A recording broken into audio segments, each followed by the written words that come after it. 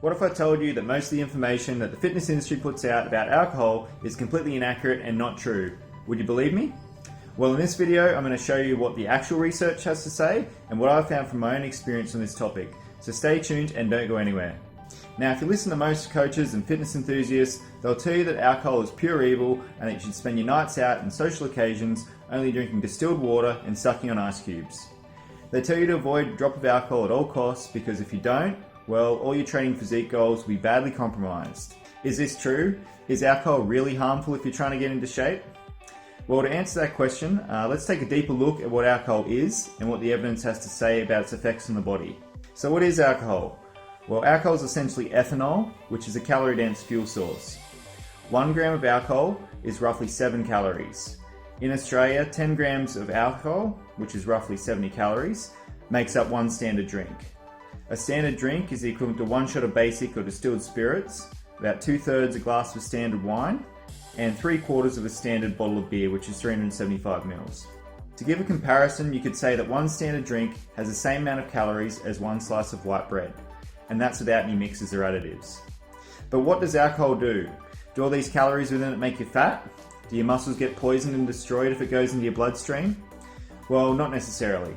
If you're active and not trying to get super lean, the studies show that low to moderate amounts of alcohol, say around 2 to 3 standard drinks a day, don't affect your body composition or your training adaptations, and that includes both strength and cardio training. However, if you're trying to get really ripped and shredded, I wouldn't recommend consuming alcohol as you don't really have enough room within your caloric budget each day for these kinds of calories. You see, the main thing regarding body composition and alcohol is having enough room within your daily caloric targets to factor in the extra calories within the alcohol. If you drink above your normal caloric load, you're going to add body fat. So if you're in a slight caloric deficit, maintenance mode, or you're in a caloric surplus and trying to build muscle mass, a beer or two or a couple of glasses of wine factored into, say, dinner won't do any harm. Notice I mentioned with dinner here.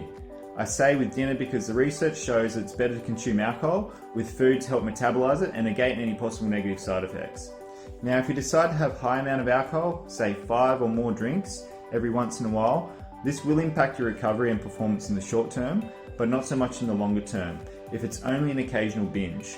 At higher doses, alcohol has some acute effects on the body that will affect you if you try and do various forms of training around the window of intoxication. These include 1.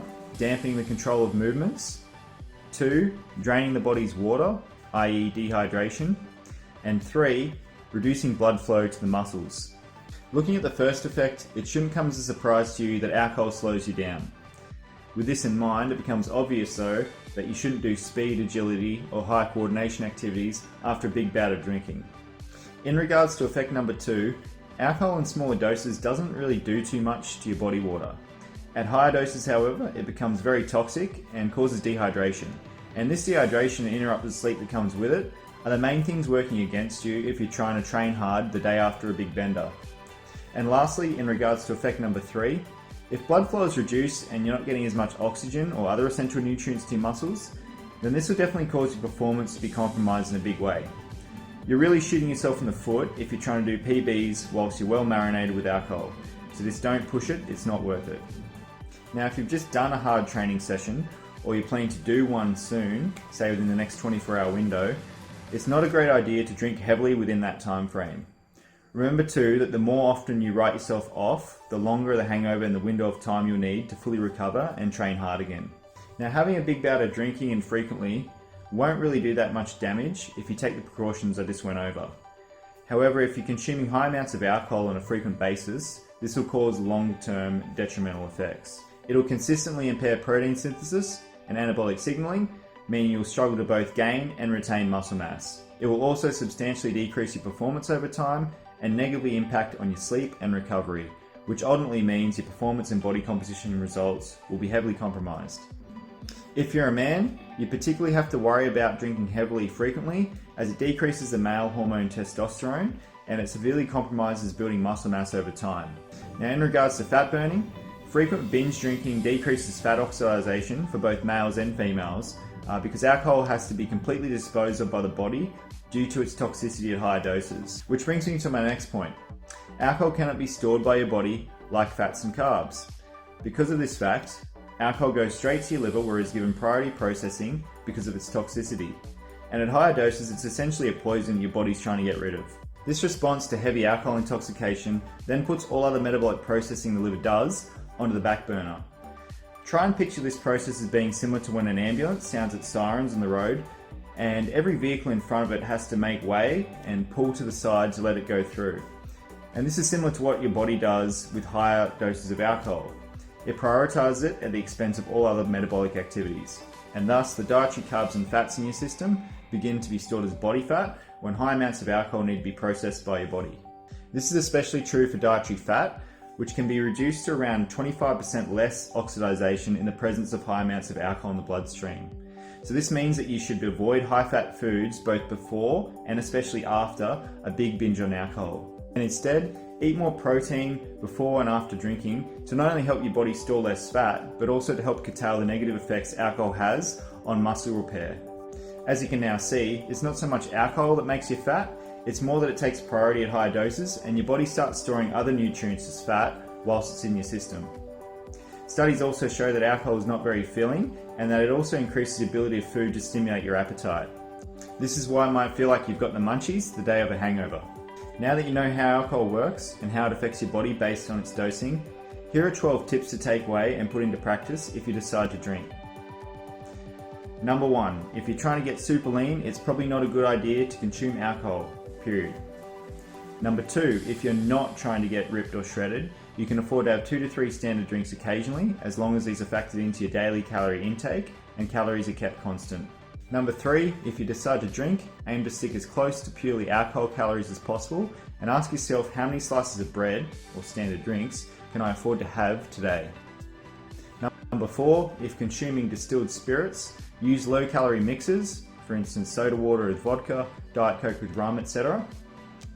Number 5, if you're having beer or cider, aim for lower carb varieties. Remember that stouts and darker ales tend to be higher in calories than other beers, and light beers can be lighter in alcohol but not necessarily lighter in overall calories. Number 6, if you're consuming wine, consider low calorie and dry versions of red and white wine.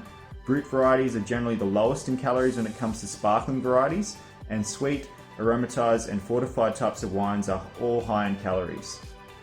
Number 7, if you plan on drinking, it's best to stick to nutrient-dense foods for that day and deduct fats and carbs to the equivalent of alcohol calories making up your daily quota. For instance, if you're having a couple of drinks at dinner time, you might keep the meat and the vegetables on your plate and ditch the carbs and trim the excess fat. Number 8, remember to eat more protein before and after drinking and consume alcohol with food wherever possible. Number 9, avoid high-fat foods both before and especially after consuming 5 or more standard drinks. Number 10, if you're going to drink heavily, avoid training sessions of any kind for a 24-hour window pre and post training if possible. Stick to lighter to more moderate sessions if you absolutely have to train.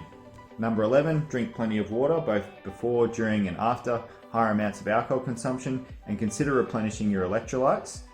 And number 12, do not consume high amounts of alcohol frequently, especially if you're a male. And there you have it. That's the real truth about alcohol and how it affects your training results. It's not pure evil, and you can consume it if you know how it works and you're smart about dealing with its possible side effects. Make sure you utilize the practical tips and guidelines in this video so you A, don't wreck your results, but also B, you don't become a social hermit either. Don't forget to like this video if you found it useful. If you have any other feedback or questions, read the description and drop a comment below. And until next time,